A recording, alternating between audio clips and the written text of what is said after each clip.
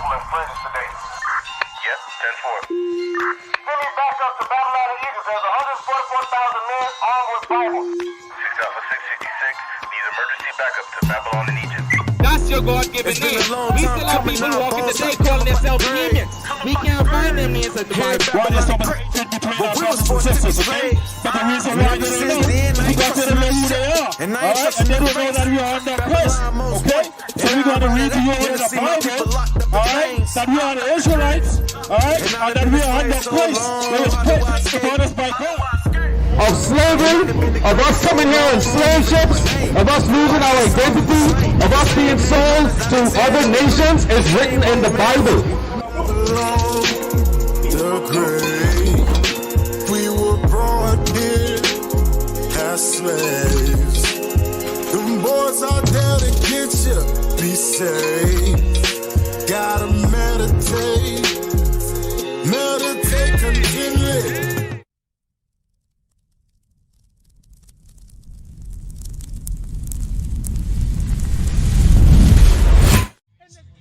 Nehemiah testified against us just like we talking to y'all now. He had to speak out against the evil thing that these people were doing. He was trying to give them the knowledge of God, but they were rebellious. They did not hearken. Read. And I testified against them in the day wherein they sold victuals.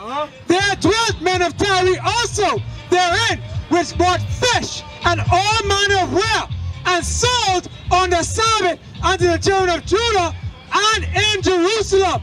Then I contended with the nobles of Judah and said unto them, what evil thing is this? What? What evil thing is this? Read that again. What? What evil thing is this? The Most High God said it is an evil thing to defile the Sabbath day. It is an evil thing to do this. Our people must stop or they will continue to drink out of the cup of the curses. They're going to continue to be on the bottom. We have to overcome these different things that we do. We have to get out of these customs. Read. And profane the Sabbath day. Did not your fathers thus? And did not our God bring all this evil upon us? So why do you think we get shot down? Why do you think so much oppression happens to our people? Why do you think it seems as though God is not fighting for us and can't hear us anymore? It's because of our sins. Give me Isaiah 59. Because you got to understand, in order for the Most High to draw near unto us, we got to draw back unto Him. We the ones that went away from the law, statutes, and commandments. So now we have to make it right. We have to repent.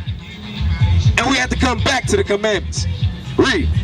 This is the book of Isaiah, chapter 59 and verse 1. Bring it up. Behold, the Lord's hand is not shortened, that it cannot save. So the Most High is not powerless, that He cannot turn your life around. He's not powerless, that He can't take a base people and make them the greatest people on the face of the earth. He's not powerless, nor does He not care. The problem is we adopted sin into our lives. What's going on, sister? How you doing? We out here teaching the Bible. I see you got your Bible with you. Now let's actually go over some things about the Bible, because the thing is this. Give me the one in Sirach. He that believe, take heed to the commandments. Alright? Because you got to understand this. You could actually come up under the, if you don't want to get rained on, sis, you good. Now, when you say you believe, right? When you read something, even if you never heard it before, are you going to trust your own belief, or are you going to trust what's written? Okay, so we're going to stick to what's written. Let's see if we're going to test. This is going to be the measuring stick, and if we sincere about this, about the laws of God. Read. That's right. This is the book of Ecclesiasticus in the Apocrypha, chapter 32, verse 24. He that believeth in the Lord, taketh heed to the commandment. You hear that, sis? It said, he that believeth in the Lord, he's going to take heed to the commandments. All right, now, so one question you might be asking yourself, well, what are the commandments? What does God require of us, right? Because obviously He wrote things down in the book He wanted to be followed, right? So where are the things in the book that we need to make sure we're paying attention to? And then also, you looking at your community, right? You see your people, you see us oppressed every day. Why is that so? So we're going to answer these questions for you. Now the first thing I want to address, what are some of the commandments? Let's go with the very basic thing. Let's just deal with today. We read it before. Today is the Sabbath day. Do you know what the Sabbath day is? Okay, you heard the 10 Commandments, right? You probably got the 10 Commandments somewhere on your wall somewhere, right? In my Bible. Okay, there you go. But on there, it's going to say something like, keep the Sabbath day holy. What day is the Sabbath day? And how do you keep it holy? So we about to dig into that. All right, let's see Exodus 20 and 8. Bring it out. Bring it up. This is the book of Exodus, chapter 20 and verse 8. Bring it up. Remember the Sabbath day. Now it says remember. Now if I tell you to remember something, what does that mean? At some point you must have forgot, right? So our people don't know what the Sabbath day is. They don't know the significance of it no more. When is it in a week? When is it? Is it the first day of the week? Is it the last day of the week? Oh really? Let's look at do you have a calendar on your phone? Okay, let's look at this. Because guess what? The details matter, right? If God says do something on the last day, and you're doing it on the first day, are you being obedient or disobedient? Now guess what, sis? That never got changed. That has always been that way. You understand? Sunday is always and forever will be the first day of the week. That's right. You know what? When God created all this stuff, he didn't even give them names. He just numbered the days. So let's see what the significance of the Sabbath day is. Now, let's go back to Genesis when he actually said, I created the Sabbath day and I rested on this day. You know what I mean? Because he created the heavens and the earth in 6 days. He used that one day to say, you know what? This is the day I want you to reverence me and to abide in, you know what I'm saying, the things that I stand for. Now, it's not to be confused with we don't keep the laws any other day but just one day. We keep the laws every day. But there's certain things we do to show God that we love him on today that we do differently any other day. All right? Read what you got. This is the book of Genesis, chapter 2, verse 1. Thus the heavens and the earth were finished. So after he created the heavens and the earth, everything you see right now, after that was done, let's see what was the first thing he set up. Read. And all the hosts of them. And on the seventh day, God ended his work, which he had made. And he rested on the seventh day from all his work, which he had made. And God blessed the seventh day. God did what? And God blessed the seventh day. So he made it holy and he put a stamp of approval on that thing. He said, today is going to be holy. Today I'm blessing this day. I want this to be done the way that I'm going to explain how to keep this day. I want it done that way. Don't mess with that day, all right? You can do all your work. You can make all your money any other day of the week. But I got one day that you're supposed to reverence me. All right? Read. And sanctified it, because in it he had rested from all his work which God created and made. So he said he made this is special, this is holy, all right? We're not supposed to buy and sell. Let's see some of the things we're not supposed to do on the Sabbath day. Let's go to Nehemiah chapter 10 and verse 31. And as we read these things off, look at if our people really love God or are we full of crap. Because you got to think, everybody had the Bible in their hand at some point in time. And if I walked up and down the street and asked 10 people, do you love God? I would get 10 yeses. But if I ask, hey, do you know what the Sabbath day is? Question marks. They're not going to have a clue. But the thing is this, we pride ourselves saying we know God and we love him and we want to do this, but we miss the ball when it comes to us actually doing what he says. Now let's see if we in good standing with God or is God angry right now because of what he's saying. Read. This is the book of Nehemiah, chapter 10, verse 31. Bring it out. And if the people of the land bring ware or any victuals. The word ware is merchandise. The word victuals is prepared food. So it says that the people of the land bring ware or any victuals when? On the Sabbath day to sell, that we would not buy it of them on the Sabbath. So he was commanding the people like, look, what are y'all doing? You're not supposed to buy and sell on the Sabbath day. We commanded not to do so. When Jesus Christ himself saw people buying and selling on the Sabbath day, what did he do? He flipped the damn tables. And he was upset because this has always been something that was holy unto God. So how are we gonna take something holy and we gonna whitewash it and make it plain like every other day? Like he ain't just saying it was special. Let's see what else we was doing in Nehemiah. Let's go where it was talking about how it's an evil thing. We just read that. Read that. 13 and 15. This is the book of Nehemiah, chapter 13, verse 15. And those days saw I in Judah some treading wine presses on the Sabbath and bringing in sheaves. So he was saying he was in the land of Judah. You know who the children of Israel are? It's these people right here, sis. That's right. That's the subject matter of this whole Bible. Look on this son and identify yourself. Who do you descend from according to your father? Who would you say you are? Because all the time you've been reading that book, you've been hearing about the children of Israel, but you never consider that you actually are these people here on the sign. That's right. You actually are the daughter of the prophets. You understand? So that's a very heavy thing because everybody wasn't born of a particular bloodline. Alright? Truth be told, God is only dealing with one nation of people. That's right. If he was dealing with everybody, guess what? He would never say this scripture right quick. Let's go to Exodus 3 and 6.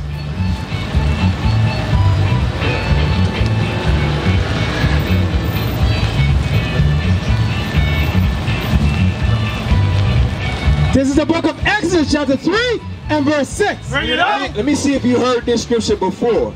Because where I'm going with this, it's going to be made clear of why I'm bringing out who the children of Israel are. Why the laws are important. Because the laws pertain or belong to the children of Israel. If you don't know you're Israel, you're going to look at the laws and be like, I ain't got to do that. That's where we messed up.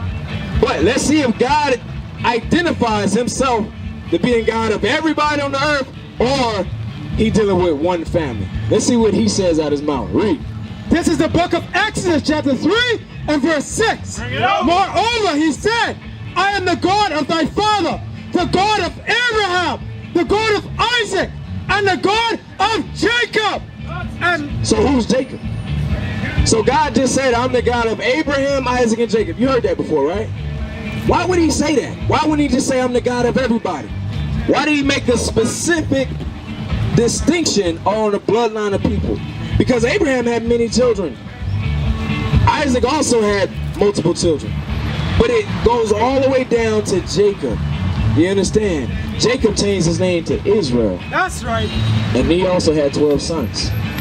So to answer my question, who would you say you come from? Is your father from this native land? Huh? I would say,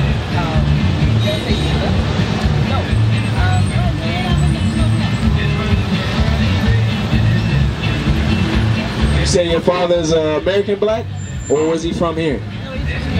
So more than likely he's from the tribe of Benjamin. You know what I mean? The so-called West Indians, right? But you won't find Bohemian, you won't find West Indian, you won't find none of that stuff in the Bible, but you will find the children of Israel. You will find Benjamin there. And guess what? You know Paul? You know the tribe he from? Benjamin. Guess what? Paul would have been called a so-called Jamaican. You know who Moses is? What tribe he come from? The tribe of Levi. He would have been a so-called Haitian of today. You know who the black Messiah, Jesus Christ, what tribe he come from? Judah. But guess what? They said he was a white man. So we got to go back and relearn this Bible. That's why Jesus Christ himself said you got to come as a little child and be retaught. That's why we going over scriptures that say remember the Sabbath day, because we going to lose all the information that we have. Guess what? We the only nation of people that let our enemies teach our children. You know how dangerous that is. The Chinese man send their kids to the white man's school, or they teach their own. They teach their own. The Arab, they teach their own children. We the only people that let our children go to the same people that called us animals and had us on auction blocks and did all these atrocious things to us. We let them dictate what we eat, how we dress, what we identify ourselves as, what nation we say we come from. We let them dictate all of that stuff. No more. No more. Because the Most High God already told us who we were. We just forgot. So it's our job to wake our people back up, to get them to remember the covenant that the Most High made with our forefathers. And one of the small parts that you can start today is keeping the Sabbath day holy. Now let's get back into the Sabbath day. It's the book of Nehemiah, chapter 13, verse 15. Bring it out. In those days saw I in Judah some treading wine presses on the Sabbath. So now you know the significance of Judah and who they talking about. Nehemiah himself is an Israelite. He's seeing other Israelites do the same thing. I don't give a damn about the white man selling his stuff. I'm just concerned with the land of Judah. I'm just concerned with my people here because we made a promise with God and we broke that promise. Right. So guess what? If you have children and you give them instructions and they break your instructions, not because they didn't know, they just didn't want to do what you told them to. Are you gonna bless them or are you gonna punish them? You gotta punish them, right? So how you think we living right now? You think this is living? No, this is punishment right now. Right. Because we did not want to do what God commanded of us. And it's very simple. Just like you see an example of us being stiff-necked and rebellious. That's how he described the Israelites, right? Who more stiff-necked and rebellious? Who more stubborn than the black person? Who more stubborn than us? Nobody. Guess what? We are the people of this book. Right. I'm gonna to you. Read. Because they doing the same thing today that they did back then. We still ain't learned our lesson. That's why it ain't never changed for us. That's why we still at the bottom. Let's see how Nehemiah was dealing with his people. Read. And lading ashes, as also wine, grapes, and figs, and all manner of burdens, which they brought into Jerusalem on the Sabbath day. Doing all manners of work on the Sabbath day. And I testified against them. So he had to testify against them. When you testify, that means you producing your cause and you speaking your, you know what I'm saying? You producing a cause. My cause is saying the Bible is against us binding something on the Sabbath day. Right. My testifying against the people now is like, wake up. We don't keep God's laws anymore. That is the problem. Right. The solution is we keep God's commandments and we will be back on top. Because that's how he created us in the first place. Read. And I testified against them in the Sabbath day, wherein they sold victuals. There dwelt men of Tyre also therein, which brought in fish and all manner of wealth, and sold on the Sabbath unto the children of Judah and in Jerusalem. So imagine in biblical times, the prophet Nehemiah was looking at the same exact setup. We got brothers over here with food burning on the Sabbath. We got people over here buying and selling. Now we trying to save our people from getting destroyed again. Right. Don't you know war is coming?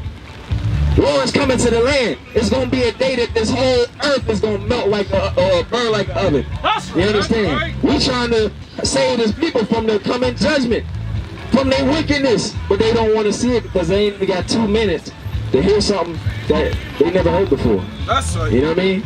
But everybody believe in God though, right?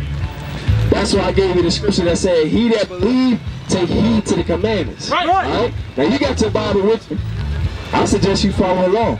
Because Romans 3:3 saying, let God be true and every man a liar. That's All right? I'm not a used car salesman. I'm just reading what I see right here in the book. Now I encourage you to follow along if you can. Let's go. Verse 17. Then I contended with the nobles of Judah and said unto them, what evil thing is this that ye do and profane the Sabbath day? He said what? What evil thing is this that ye do and profane the Sabbath day? So is this righteous? What's going on? This is evil according to God. Right. But guess what? Our people, we either don't know or don't care. Most of the people just don't care. And that's why we're in the predicament that we're in. All right? So now that we understand what we're supposed to do on the Sabbath day, let's get some more laws. Now, you have children. Now, let's say, would you give your children, I don't know, maybe dog food to eat? Why not? What if you put it in the soup and you put some hot sauce on it, you spruce it up, you put some vegetables on the side? Will you give them the dog food? No. It's beneath them, right? That's not a hard question. You would not do it because you love your children. Yeah. Now the Most High God already gave us a dietary law. Right. Yeah. So there's certain things that we are not supposed to eat. You understand me? Let's see what the Bible talks about what we should and should not eat. Because also in these churches, they make no distinction on what's holy and right no more. You ain't got no law, no judges no more. Everybody say, you can't judge me, or whatever. They say a catch-all phrase to get the attention off of themselves. But they don't want the correction and righteousness of God anymore. So my sister, I know you come up a little later. I was going into who our true nationality is according to the Bible, right? Because we come from all different walks of life. We come from all different nations on the earth. We call ourselves all kinds of stuff, right? I'm walking up the street. I ask your brother what's his nationality. He say, oh, well, my nationality, I'm black. Another brother say, oh, I'm African American. Another brother say, oh, I'm Bohemian. Another brother will say, oh, I'm Christian. None of these are nationalities. You're not gonna find any of these names in the Bible. Right. But the Bible talks about nations of people all the time. Right. So the question should be, well, what nation do I come from? So sister, on this sign right here, did you know that these are the 12 tribes of Israel? These are the people that God made his covenant with, their ancestors. In Exodus 3:6, he says, I am the God of Abraham, Isaac, and Jacob. These are the sons of Jacob. So who do you come from according to your father? Because the day you understand who you are, the Bible is going to seem more relevant, because the laws of God were given to the Israelites. The reason why we don't keep our laws anymore is because we don't even know that we Israelites. Right. It's like you looking at rules, but you're like, oh, those don't apply to me because I'm a Gentile. I'm whatever the white man told me I was. That's not true. All right. Now let's get some of the dietary laws. Leviticus 11 and 7. This is the book of Leviticus, chapter 11 and verse 7. Bring it out. And the swine, though he divided the hoof and be cloven footed, yet he chewed not the cud. He is unclean to you. So it said the swine, right? What is a swine? Do we know? Pork. Pig. That's what a swine is. Read that again. Verse 7. And the swine, though he divided the hoof and be cloven footed, yet he chewed not the cud. He is unclean to you. So God said the swine is unclean. But guess what? People thought the Muslims came up with that concept. No, they did not. The Muslims ain't got nothing original. Ain't nothing original about a Muslim. Guess what? They book means Quran, that means to recite. That means, guess what? They had to actually hear somebody teach the Bible and they made their own spin-off religion on it. Guess what? Ishmael is the people that religion Islam. Ishmael ain't on here. Guess what? Ishmael was not chosen. His brother Isaac was. And that's why God said, I'm the God of Abraham, Isaac, and Jacob. You know what I mean? So the true nature of the Bible is not just a religious book. It's not a fairy tale. This is a book that talks about the people of God, their history, and their solutions. It also talks about how they will be in trouble in the last days. Bring it up. But it also gives us the ways out of it. Right. Now, we was talking about the dietary laws. I'm just going over the simple principles that we have just missed, but they make a big difference if you actually start to do these things. Now, I asked her before, would you give your child dog food to eat? Why not? What if you could spruce it up and put it in a stew? What if it tastes real good? Would you do it? Absolutely not, because your son is precious to you, right? Right. And you above it, right? So God also looks at us like we are his precious children. Right. He made all these animals and all these creatures on the face of the earth. Right. But he also didn't make all of them for us to eat. Certain animals have purposes that they need to be on this earth. We said, nah, I'm gonna eat the thing that eat trash and I'm gonna eat it. You ever heard the expression, you are what you eat? Yeah. What does a pig eat? Anything and everything. Right. The job of a pig was to clean up the filth of the earth. Right. If you take a pig and put it in a pen and a rattlesnake bites it, and the rattlesnake is one of the most venomous snakes. If a rattlesnake bites the pig, guess what? That pig ain't even gonna die because it does not have a developed immune or digestive system. It was meant to clean up the filth of the earth. It was meant to eat filthy and raw and decaying things. It was meant to eat dead carcasses so the earth don't get overfilled with dead carcasses. So something has to clean that up. That's why if a pig get bit by that snake, it's immune to poison. Guess what happens to that venom that got absorbed into that pig? He pushes it out to his outer fat. You know what I mean? Because they don't sweat, they can't. And they also excrete this pus out of the back of their hooves. But what does our people eat though? We eat pork on an alarming rate. Right. Guess what? We eating an animal that just ate the dead flesh of other rotten animals. Right. You know what I mean? They grilling pork right now. Guess what? They had to kill us. They had to kill us and force us to eat pork chitlins. That's right. Now we fry it up and make it a delicacy like it's a big thing. But then we wonder why we got diabetes at an alarm rate. We wonder why we have gout. We wonder why we have all of these different diseases. It's because you are what you eat. God said, read that again. He said, this animal right here, it is unclean. Read. This is the book of Leviticus, chapter 11, verse 7. And the swine, though he divided the hoof and be cloven footed, yet he chewed not the cud. He is unclean to you. Keep reading. Of their flesh shall ye not eat. That's straight and clear and cut. Ain't no Christian pastor can come behind that and say otherwise. Right. God just said the swine is unclean. You should not eat his flesh. Keep reading. And their carcasses shall ye not touch. It shouldn't even touch your food. I know a lot of people might be like, oh, well, you know, I had some bacon on my sandwich. Can you take it off? And, you know, I ain't eat the bacon. I just took it off my sandwich. But would you, if a piece of doo-doo hits a sandwich, would you take that sandwich and just take the doo-doo off and eat the sandwich anyway? No, absolutely not. So God said, of their flesh you shall not eat. You shouldn't even touch nothing that touched the food. You don't want pork nowhere in your plate. Right. Nowhere in your food at all. You understand? Let's see what else they talk about. Read down in verse 9. Verse 9. These shall ye eat of all that are in the waters, whatsoever had fins and scales in the waters. So the Most High also told us that it's a certain level, a certain certain requirements for the land animals you can eat. That's why they talked about it has to be cloven footed and it has to chew the cud. Basically it said you have to have an animal that has the cloven foot of like a cow, you know what I mean?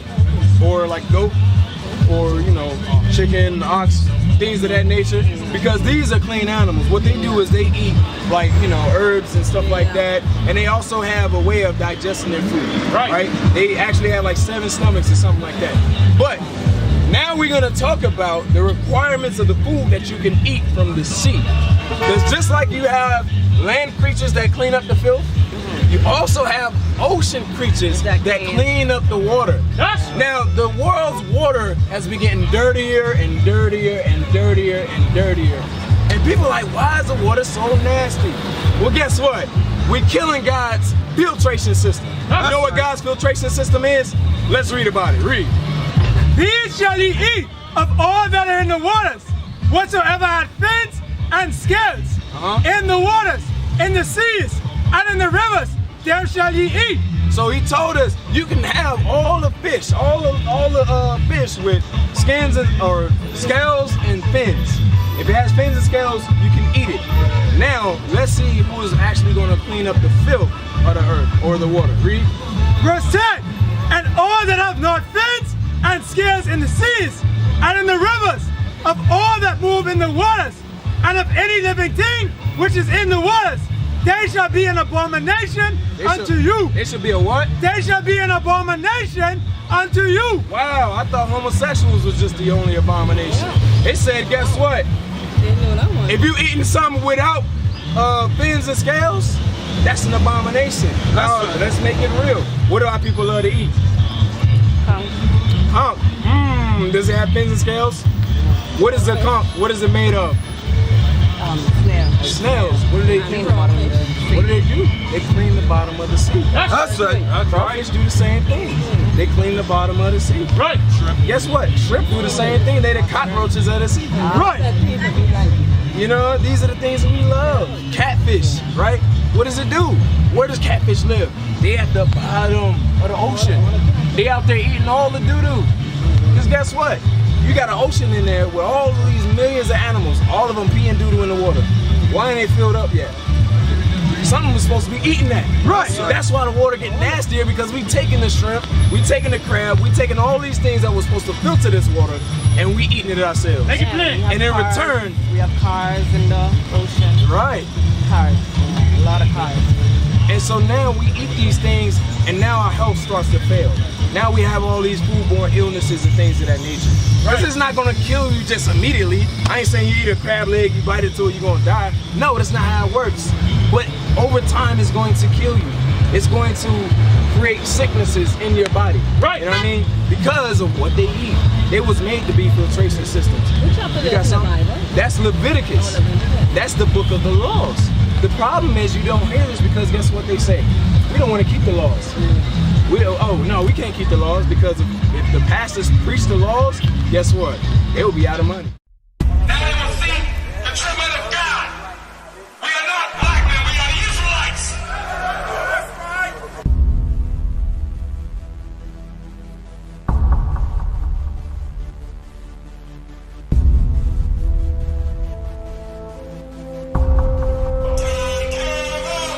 Take care of us. And our children too. And our children too. We have repented. We have repented. How are you? People want to know who's the king.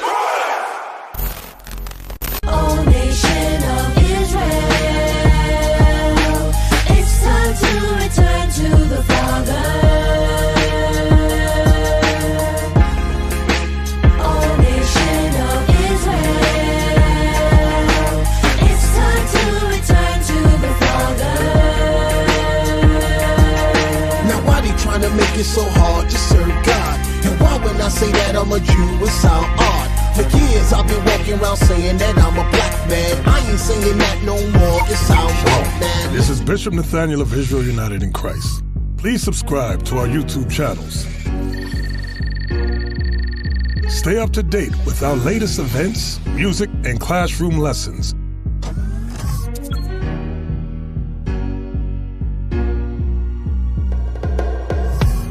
IUIC plans to continue visiting different countries where this gospel has not been preached before. IUIC needs your help in pushing this truth.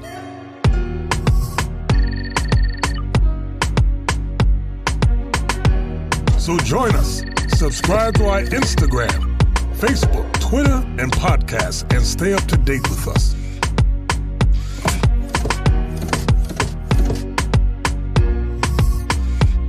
For more information, please visit www.israelunite.org.